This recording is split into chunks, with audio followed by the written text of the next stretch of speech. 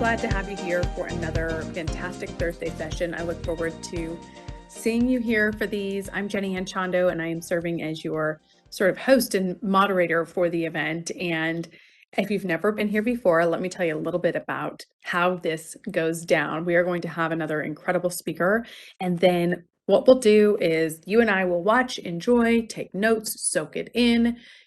And then on the back end, I'll ask some questions. So what's most important in this is that I'm getting your questions answered. That is always my goal, is to make sure that you get the most out of it, to make sure that you feel confident in what you've learned, make sure that you understand it and that you can get something really tangible to be able to take back into your own life. And even if the topic seems like, oh, I don't know if I've delved into that, open yourself up to the possibility that this could be a really helpful topic. So let me tell you about our guest today. And as I do, I know a lot of people are just walking, kind of logging on and hopping on. Welcome, welcome. Come on in and join us. Get comfy, get some water, and get ready to go. Our guest is Maria Hall, who is a business development officer with Lift Fund. If you're not familiar with Lift Fund, it is the largest micro lender in the United States. And I have to tell you, a lot of the people that we have had as a part of this have brought up Lift Fund. So it's great to have somebody from Lift Fund to be able to speak to that and just to give us some perspective about what it is. So in this capacity, she serves as a resource for small business owners by providing business advising services. And then she really guides them through the lending programs and the development services so they can find success. She also works really closely with key referral partners and community organizations to provide financial educational business support and then identify business clients' lending needs. She's not somebody who just started out there at Lift Fund and worked her way up there. I think it's important to note she has been in business herself. She has more than 30 years of experience in economic development, focusing on small business development and finance. She's been a business advisor. She has worked in the realms of strategic planning, sales, financial analysis, and leadership management. And then she's walked the walk. She started two businesses, including an insurance agency, and has worked as a consultant, business coach, trainer, and a chamber executive. So not just that, but she also has the education to back it up as well. She's a graduate of Rochester Institute of Technology and had a degree in business administration and a minor in marketing.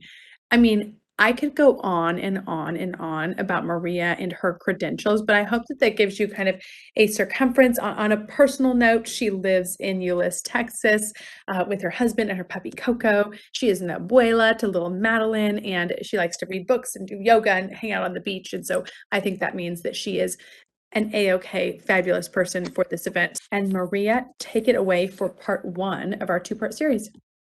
Great. Well, thank you so much. Thanks so much for that introduction. And I'm excited to be here with you guys today to share about the 5 C's of capital and how important it is. It warms my heart to know that people have talked about Lift Fund before. And so I hope today that I'll be able to share some more with you. But really the important thing, because Lift Fund, I know that we've got listeners from across the country. And you'll look and see where are the areas that Lift Fund does work. But I want you to know that this information is going to be important for you because it's about what all financial institutions look at. The 5 C's of capital are kind of a universal thing. If you Googled it, there'd be a bunch of different images and graphs and different things that are going to come up. So what I want to start out by sharing with you is Lift Fund mission, our mission. Oops. So it's important to us to provide credit and services to small businesses and entrepreneurs that don't have access to loans from commercial resources, and to provide leadership and innovation to the micro lending industry. That's a huge part of what we do. When roots are deep, there is no reason to fear the wind. So as we look at our passion at Lift Fund, is really to help organizations and help businesses around those 4 areas that you see, right? Providing that safe space to grow and to learn, providing accessible information so entrepreneurs have the knowledge that they need to be successful in their business, providing resources that are responsive to the needs, right? What worked in 2019 doesn't work in 2022. So really staying up to grasp with that through our business resources. And above all, championing small business victories. you know, you can't eat an elephant all at once. You can't build a successful business all at once, right? It's step by step. So we're there. Um, we don't just loan money. We provide support and work in partnership and collaborations with local governments and organizations like SID. So for us, it's a pleasure for me to be here with you today.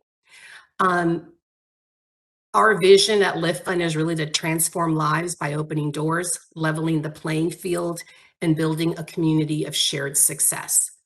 So that's something that I'm really proud to be representing right now as a business development officer. When I look at the cumulative impact, so these are figures from 2020, from our annual report from 2020. So at that time, we had done over $409 million in capital since we started in 1994. Almost 25,000 small business loans across our multi-state footprint. We have a wide network of resource partners, and most importantly, is our diverse clients. So when in my bio it says that we're the largest CDFI, not that we lied, but we're not the largest as far as capital goes, but we are the largest as far as serving the minority businesses, right? So 83% of our business comes from minority-owned businesses. 40% are women-owned businesses. So that really is a sector that we are working to help every day. The other great thing, is being a community development financial institution. We work really closely and really want to build economic prosperity in communities. So for every dollar that we lend, owners generate $14 in economic activity. So when we look at that 409 million, it's billions of dollars of impact that we've brought to the communities that we've been able to work with. This kind of shows you the 15 states where we're currently lending. Our business started, our home office is in Texas, in San Antonio, Texas. We have a huge presence here in the DFW area as well, and we have multiple offices in Texas. But you can see the states are kind of in that southern crest.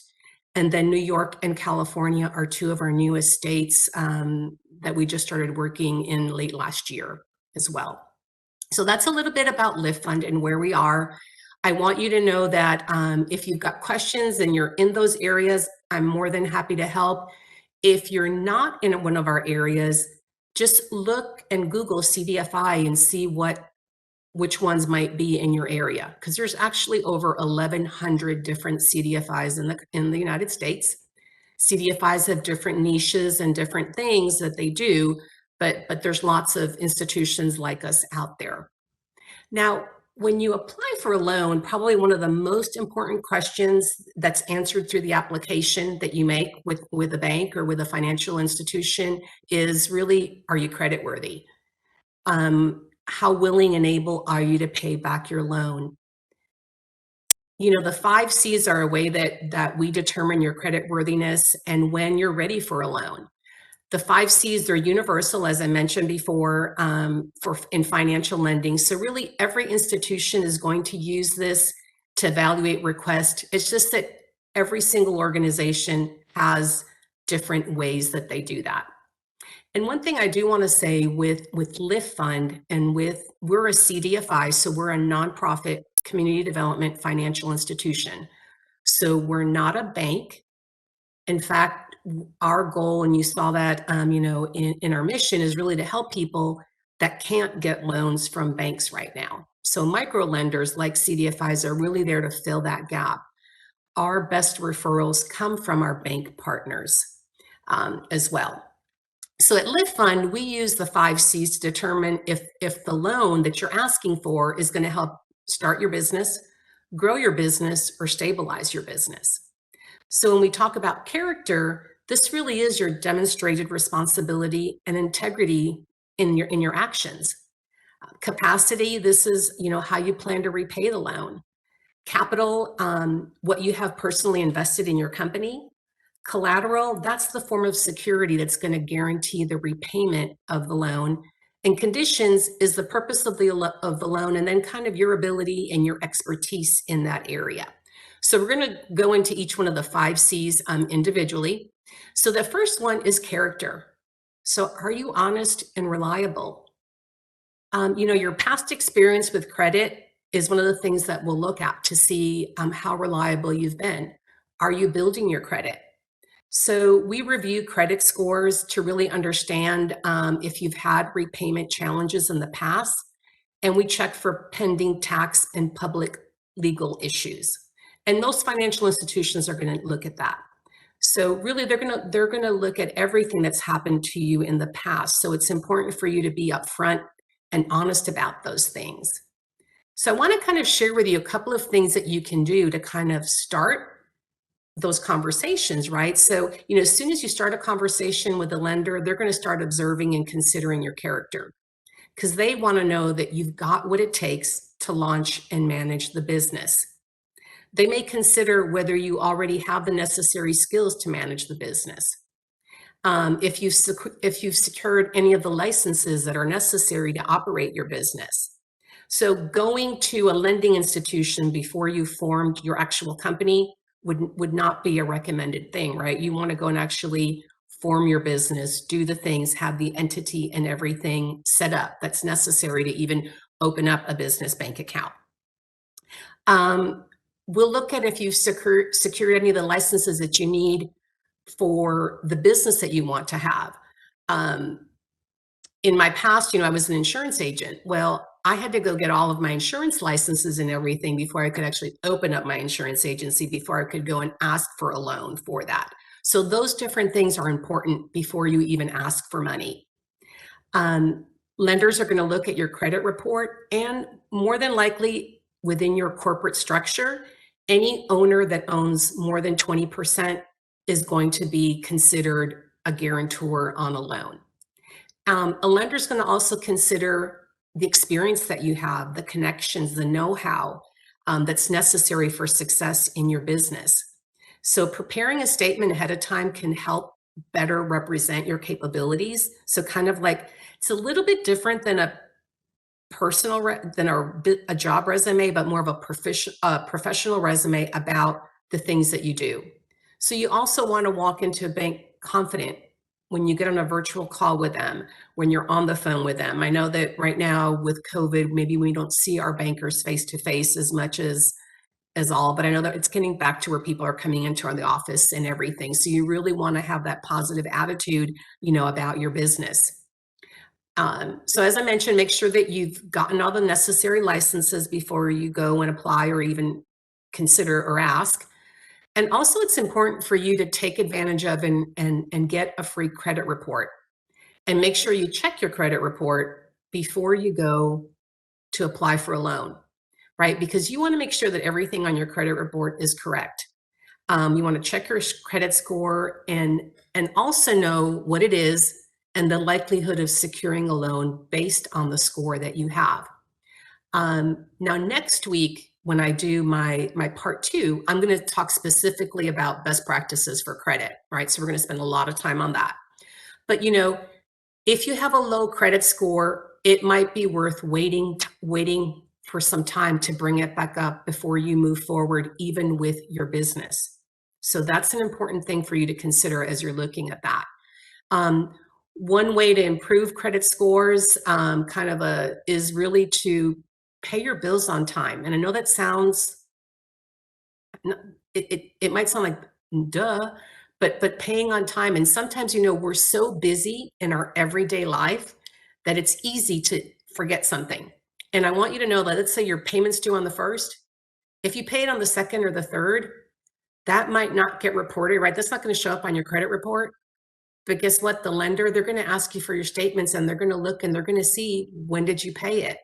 So paying it by the due date, before the due date, those different little tricks will help your credit application when they look at it. I mean, it doesn't necessarily help your score, but bankers, lending institutions, they're going to look at that.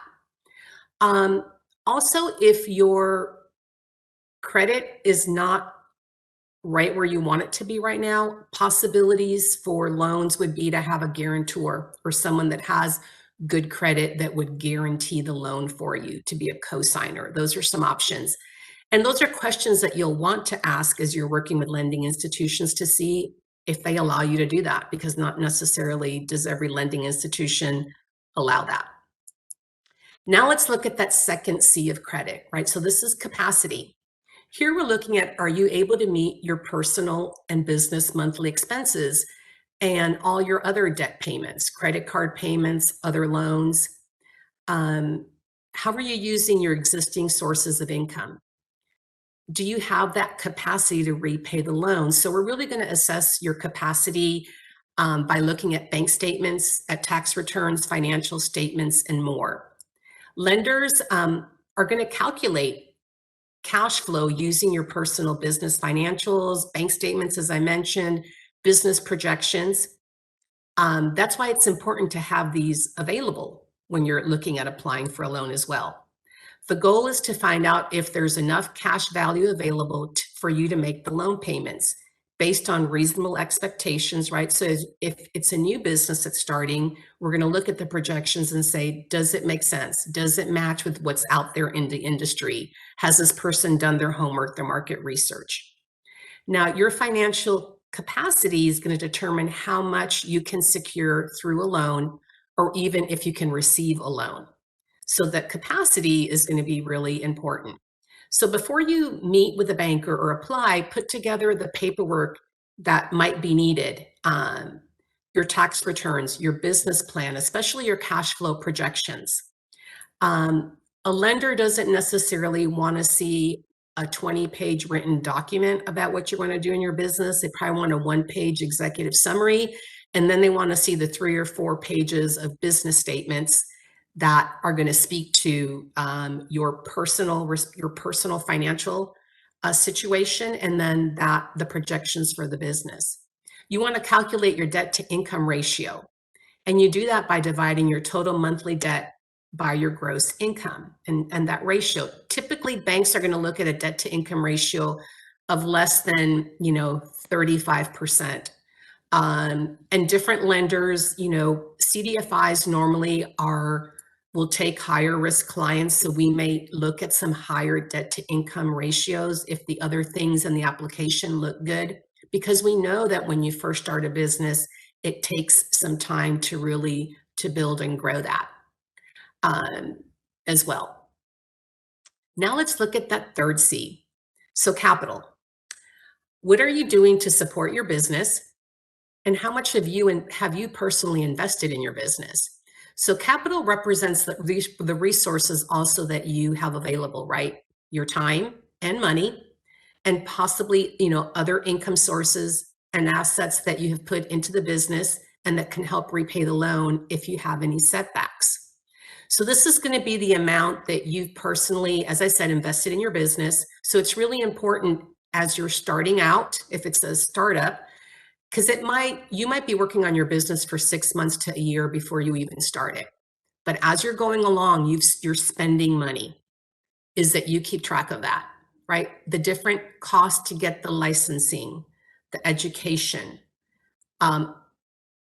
setting up your corporation, all of those legal fees, anything that you've paid for your business is capital that you've invested and that you can show that you've put in. So that's really important. I find a lot of entrepreneurs don't realize that, or we'll talk about that and they'll say, well, I don't have anything. And I'm like, well, how did you set up your business plan? How do the different work? So it's good to keep track of that. Usually, your startup capital is going to come from personal savings, personal resources, including jobs. We recommend that for entrepreneurs that they keep their full-time job while they're working to build a full-time business. Or they're going to need to have a spouse or a strong co-borrower that has actual income to provide for the personal expenses of the household. And one thing that's important too is that it's unusual for a small business to get started by borrowing 100% of the money that's needed. That's next to impossible. You really need to have some capital. Normally, it's about 20%. Bankers would probably like to see a higher amount than that as well, maybe 30%, but you do need to have some skin in the game.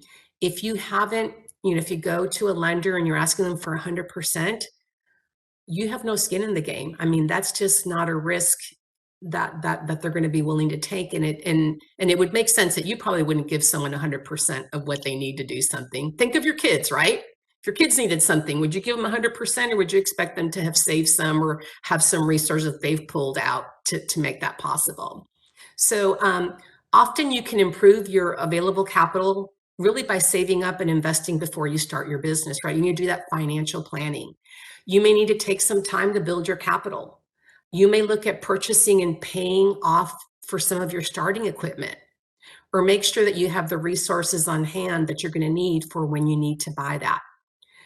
For some business owners, this can really make a huge difference, especially when we look at how they're going to secure the loan, right? And what the collateral is going to look like. It's important for you to create a personal budget and a business budget and stick to it, and find ways to create an emergency fund so that you've got some savings and some resources before you start borrowing money and asking for money. That way, if something unexpected comes up, you've got a way to make the payments to the bank. So a banker is going to look at that. A lender is going to look at those different things. If investing your own capital in your business isn't possible, you might need to rely heavily on the other C's, like I talked about before, and possibly having a guarantor that can help. Now let's look at our next C, which is collateral, right? And collateral is all about the security. Do you have any items that you can pledge as a second source of repayment? This collateral is another way that you guarantee that you'll repay the loan if you can't make cash payments. Now, know that a lending institution doesn't necessarily want to come and get these things from you, but it's just the security that they know that the loan will be repaid.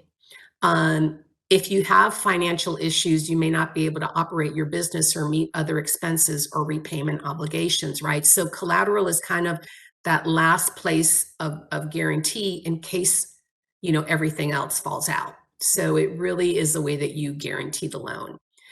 Almost every lender looks at collateral when they make a business loan. So it's a little bit different than going and just getting a personal signature. A business loan is going to require collateral, and that's really the way that you secure it. So you need to have an idea ahead of time, right, before you talk to your banker about what you would offer as collateral. Now, something that a lot of businesses don't realize is that all those different things that we talked about as they've been buying equipment, their handheld device, right? Their cell phone, their computer, their iPad, all those different things, that's business assets that they have if they're using it to run their business. If they have a home office, all of the furniture, all of those things, those are business assets before they've even opened into location. So there probably are some personal business assets that the person has and may not even realize. But personal assets can also include vehicles that you have paid off, possibly real estate that's not your primary home, but other real estate that you might own. So you're going to need to have some kind of personal asset to secure and use as collateral as well. And that's going to be important to you, for you.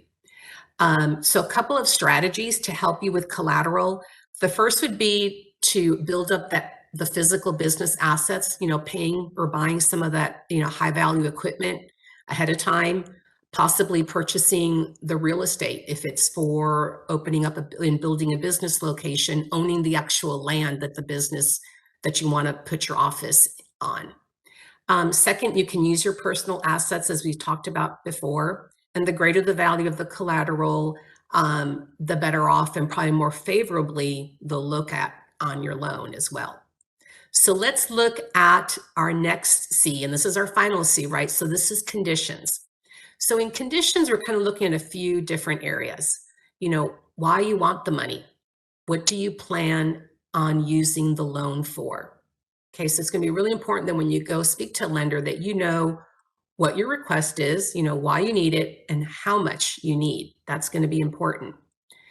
Another part of the conditions has to do really with your market and knowing what conditions might affect how you use and how you're going to repay your loan.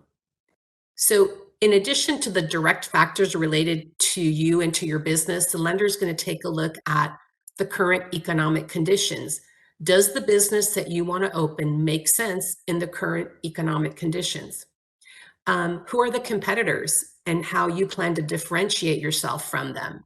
Now, that information should be in your business plan, should be in part of that executive summary, right? You knowing who your competitors are. And I'm going to caution you, sometimes I see entrepreneurs thinking, I have no competitors. Well, guess what?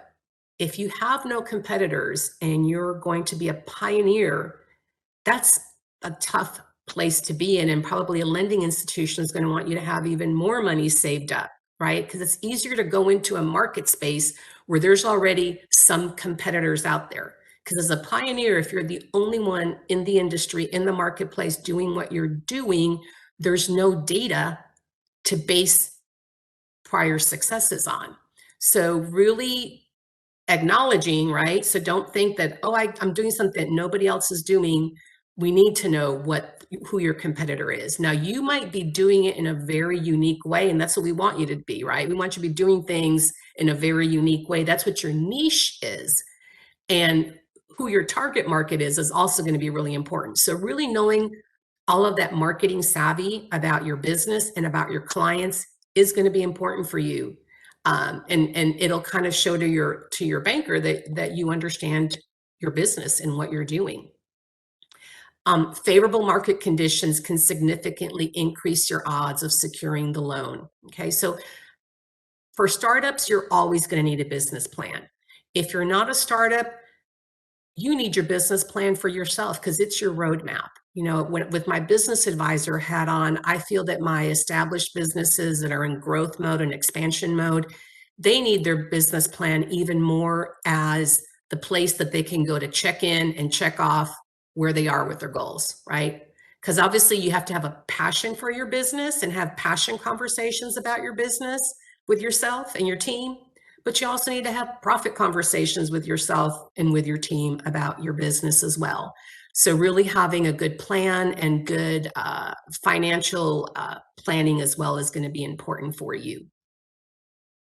In your business plan, as I mentioned, just want to be really sure that you focus on who your target market is and the differentiator, right? Your unique selling proposition. So now I've got a bonus C for you. Are we ready for the bonus C? The bonus C is communication. Now, you know, this sounds maybe something else that would seem like common sense, but you know, having open communications with your lender and other financial advisors about the opportunities in your business, the challenges that your business faces is also really important and key to your financial partnership. Your business really isn't just about numbers. As I mentioned before, right? We've got the passion part, right? That's your story. What's behind it, what's behind you. So really by communicating openly with the lender. The other thing too about communications is I get asked a lot is, okay, when is the best time to start talking to a bank about a loan? So, you know, I've talked a lot about the 5 C's of how your actual loan application is going to be evaluated. But really, when I look at the bonus C of communication, you really need to start communicating with your bank from day one, from the first day that you go and you open up your business bank account, right? Most people are going to open their business bank account. They may not need a loan. They may need a loan right to start up, but a lot of times they don't need a loan for a while.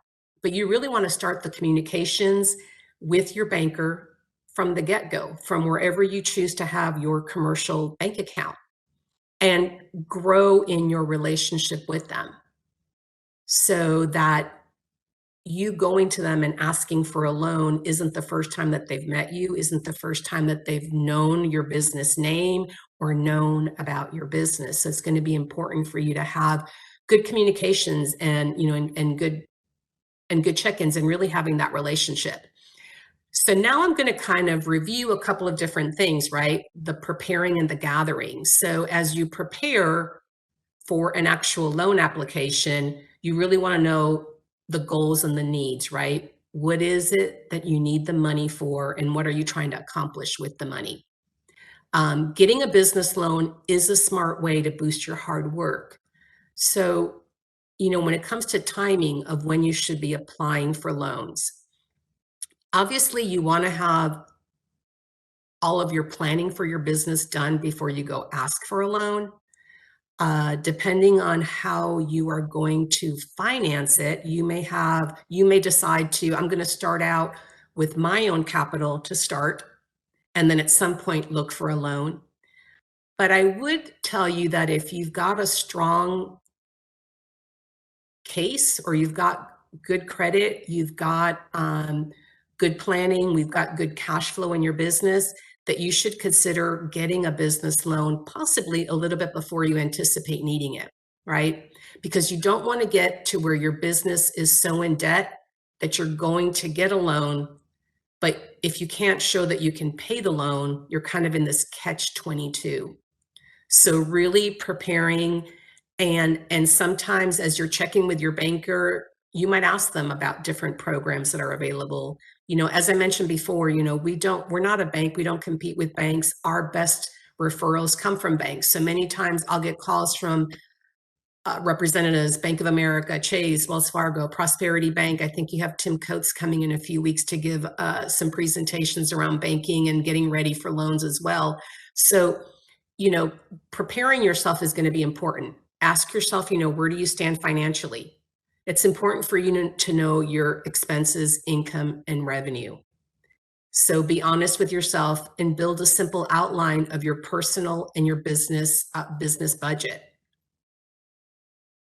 Know how much money you owe, right? So that's going to be your expenses. Not only is the budget important, but really knowing what your ongoing monthly expenses are as well. You want to pull your free credit report score, like I mentioned earlier, right? You can visit www.annualcreditreport.com for a free report. With COVID now and everything, you can actually pull free credit reports. It used to be that you could only pull from the three main credit bureaus once a year. Now I think you can even do it monthly right now because of COVID. They're allowing you to be actually able to see and monitor what's happening with your credit. Know what you own, what collateral you might have, write a list and know the value of it. Who's willing to help? Have you asked friends and family? Do you have partners in your business? Evaluate your goals and your financials. Really think about how much money you need to grow your business. And then there's tools that you can use for budget and planning. There's lots of tools that are available, through SARE. There's a lot of resources that they have for small businesses and things that they do. The different financial institutions will have resources. We never want you to feel like there's not resources. I think what I find that entrepreneurs lack is being afraid to ask for help, right? Even in the preparing and going to or speaking with a business advisor through SARE, through their programs, through some of the other resources, at Lift Fund, we have business support services, and really asking for help even before you apply is going to be really, really important. And that's part of your preparation. Now, the next thing I want to talk about is just gathering, right? So once you're preparing and you're applying for the loan, it's really good for you to start gathering the documents that are going to be needed to really help you in your application process. So this is kind of a snapshot of some of the documents that you may need. Remember that the amount of information that the banker or the lender is going to need is going to depend on how much you're asking for as well, right? So for sure, they're all going to want to see proof of your business ownership and your certificate, right? That you're actually legally registered. If you are a person that does catering, that you've got all the right licenses, right, for food handling, all the health permits, all of that information. If you have an insurance agency, that you have all the right licenses in place for an insurance agency. So those different things will be important. Your personal and your business income tax returns. That is something that a lender is more than likely going to ask you for. That's going to be important. Personal and business bank statements on all of your accounts. The lease agreements that you might have in place. If you're a startup, for sure your business plan and projections are going to be important to have. The industry specific certifications that I mentioned, right? childcare, even, with in-home childcare services, there's different city guidelines and regulations that you have with the city and with the county as well. Property and equipment information, depending on what you're going to be using for your collateral. And the one thing is to remember, this is just kind of a list. There might be additional things that are needed as well. So the one thing that's hard as a loan officer is really getting to know our clients and to feel comfortable, because there's a lot of financial information and a lot of personal information that we need to know about the individual and about the business. Because everything within the 5 C's that we've talked about, really we're going to look at the personal part of that and then the business part of that. So your personal information is also going to be very important. So I'm just going to do the big 3 financial statements. These are, if you're an existing business or a startup business, you need to have these 3 things in place. And I'm sure that Tim will go more into detail since he's talking about some of these topics in the next few weeks. Your balance sheet for your business, what you own and what you owe, the income statement, what you've earned and what you've incurred, and then your cash flow. That's your profit and loss, the money that comes in and how the money is spent. Those are the big 3 financial statements that you should have for your business. And there's lots of different resources out there, for smaller businesses. Obviously, QuickBooks and different programs are available for businesses to use that make it easy. But you may decide that, you need to hire a bookkeeper or hire for sure a CPA or someone that can help you, especially when it comes to taxes and making sure that you're current, right, within all your licensing that you're doing as well. Especially if you've registered your business and some time goes by before you actually start, making sure that all of your licensing with the state and everything is current as well. Because I've seen some people run into that obstacle and not realizing that they registered their business, they didn't necessarily start operating right away, and then all of a sudden they're behind in reports that were due to the state for their franchise report. And even though they didn't have any sales, you still have to turn a report that says 0 to the state and pay the fee to keep your registration current. So now I just want to kind of wrap up and just share just a little bit of tidbits of information just about Lift Fund and our annual impact. This is from our 2021 annual report. I shared at the beginning what we had done through 2020. So this is just what we were able to do in 2021. You can see the breakdown of our client profile, of our lending that we did last year. We did 72 million in lending and grants that we were able to do, and 504 loans as well.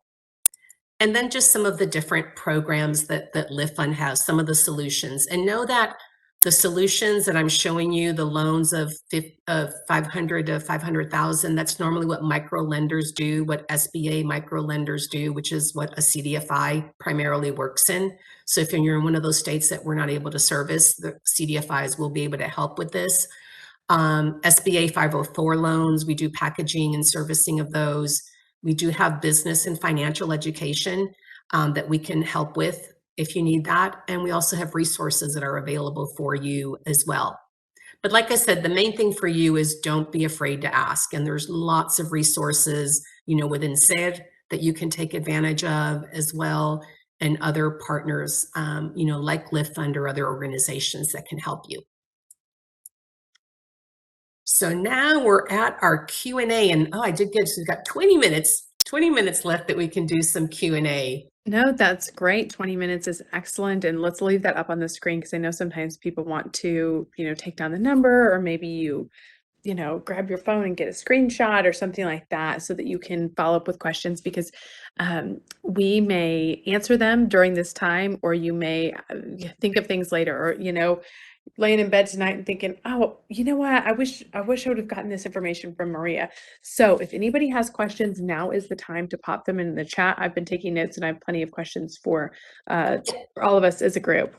Yeah, and Jenny, one thing that I do want to say, so I've got there that one link for our Am I Ready? So, we have in our website a place that if you're in those 15 different states that talked about that we're writing loans in, that you can actually go in and do a pre-qualifier. So there's a set of 11 key questions about your, how much you're asking for, your personal assets, your business assets, and it allows you to see if you would be a good match for Lift Fund at this time, right?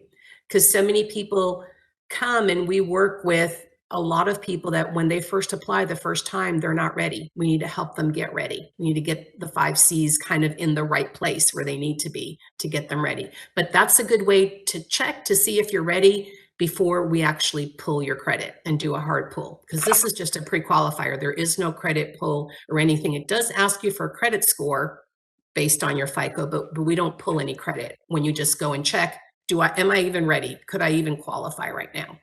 I'm so glad you clarified that, because I think sometimes when people are really working on this, they're nervous about just like submitting anything to anybody because you're trying to get your credit score up. So what would somebody do if they really have no credit?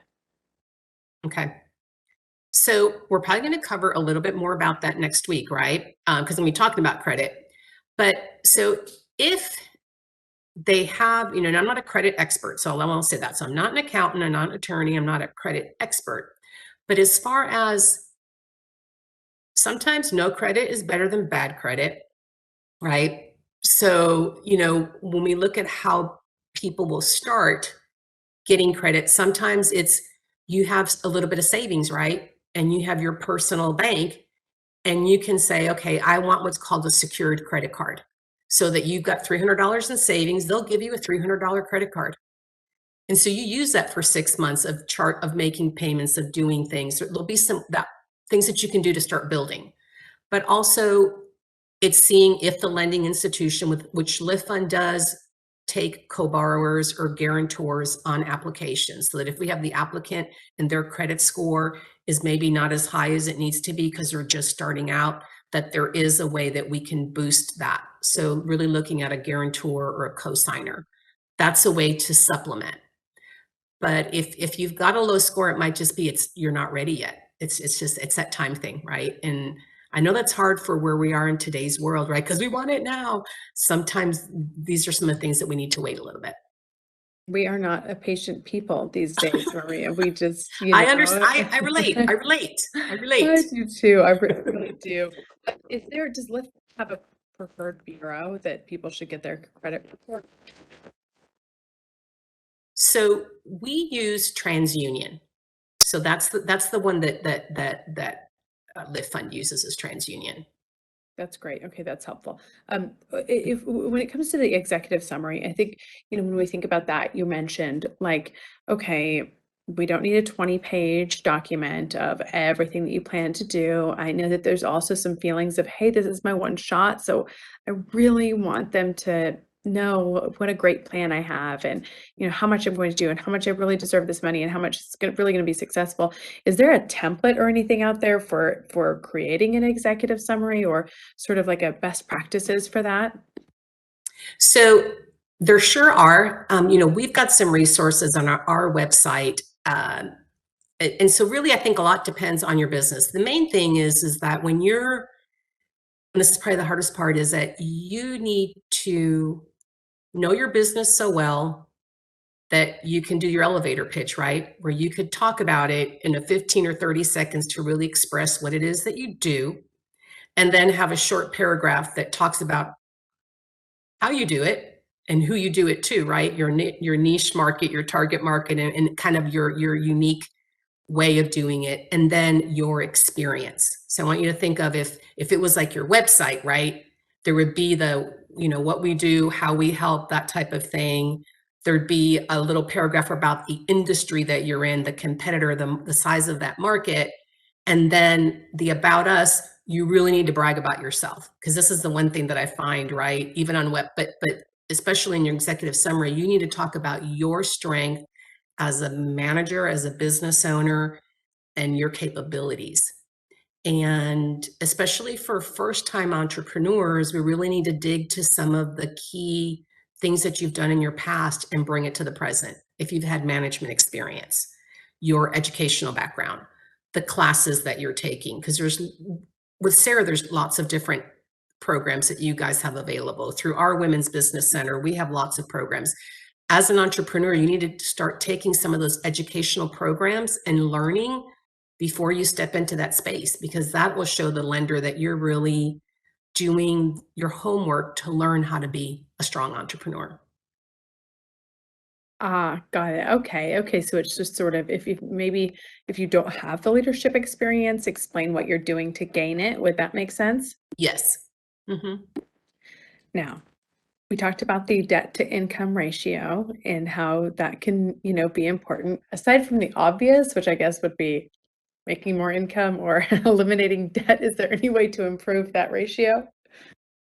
Um, so in applications, what I'll find is that the debt to income ratio is based on the household, so having a co-borrower. So let's say it's a husband and a wife, and the wife owns the business. The husband does not own the business.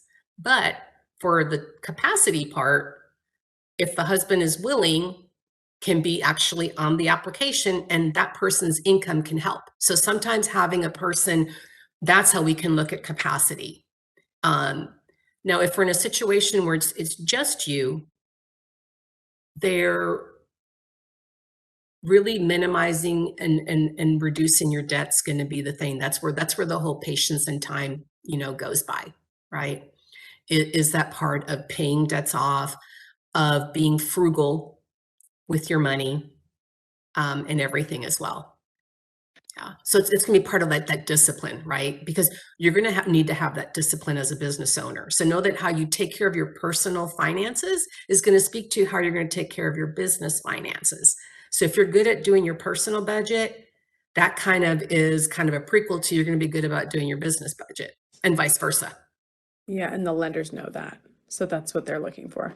Yeah, and it's not that we know that, it's just that when we ask you to show us your tax return or ask you to show us your bank accounts, right? So with Lyft Fund, we use bank accounts, and we'll look and we'll see in your bank statements and stuff, when you make your payments, how many NSF fees you've had, how many late that talks about your ability to handle your money.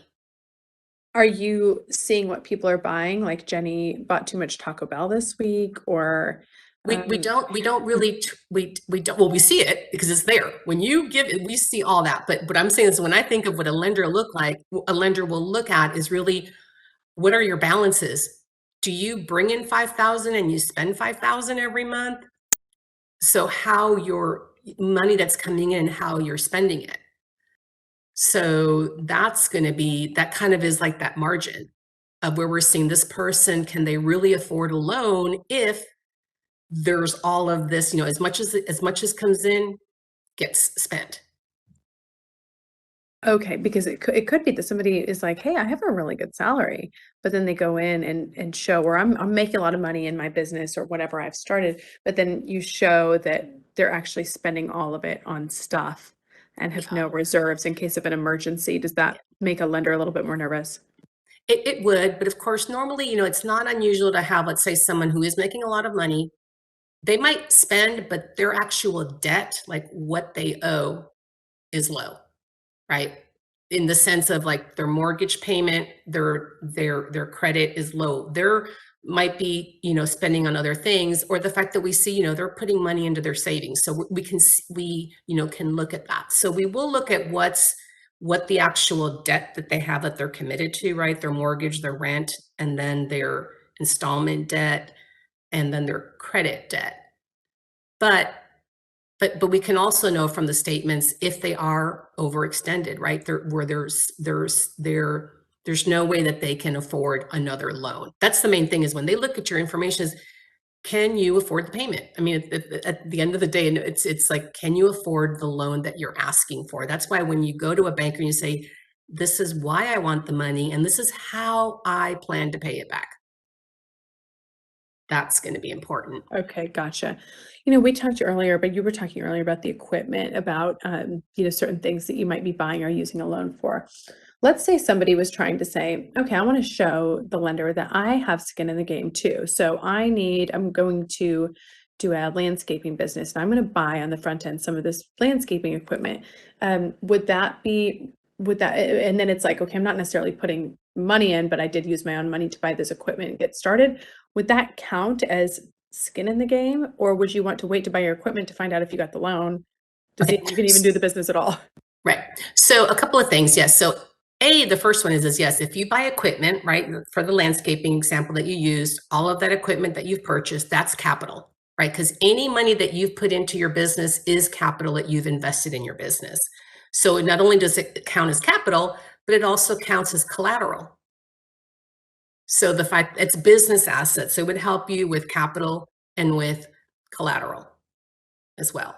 Now, let's say if in order to do your business, you knew that you need a loan from the very beginning, then you might want to wait to buy it until you have the money, but you would then have the money in savings to show, okay, my need is 50,000 to start my business and I've saved 15,000 that I have, I only need 35. Okay, so I think what I'm processing, like if somebody's going through this Mhm. process and they're thinking, oh, if I spend all my money on the equipment, then I don't get the loan, then I'm just here broke, but with equipment and like not enough stuff to actually fulfill the business. What's the right order? So I think it depends on the business, right? So I that's exact. So that would be the example of the fact that you would start saving and you would have all the money in savings and reserved for that, so that when you went to the banker, let's say the in your business plan, we figure that it's going to cost you 50,000 to start it, right? So much in equipment, you're going to have a lot of different variables, right? So 50,000, but you've saved $15,000. So you're going to ask for 35. So the banker's going to see that you've got 15. Now 15 is a little bit more than 20% because like I said, normally they're going to want about 20%, so 10,000. So you'd adjust the numbers that way, but there is a way for you to save the money, come with the savings as long as you've got the capacity, right? You've got the income, outside income to make the payment on it. That's going to be important. So one thing is to keep your full-time job, even if you started your business and it's going well. And if you think you're going to need a loan in the future, you need to get the loan while you still have that full-time income as part of the capacity for the loan as well. Um, know that a banker's also going to ask you, do you plan to leave your job? So they'll know that also. So you need to really be thinking of these things. You're not, that's why the open communication is so important with your banker. I would like to wrap up, Maria, with Yep. this, and I know you guys are so great that it's a two-part session, Mhm. and I know next week we're going to be talking more specifically on credit. I would love for you to talk about what the process is like if somebody is going to engage with Lyft Fund, for example, and they're like thinking, okay, I think this sounds like a group that could jive with me. This could be sort of the answer to what I've been looking for.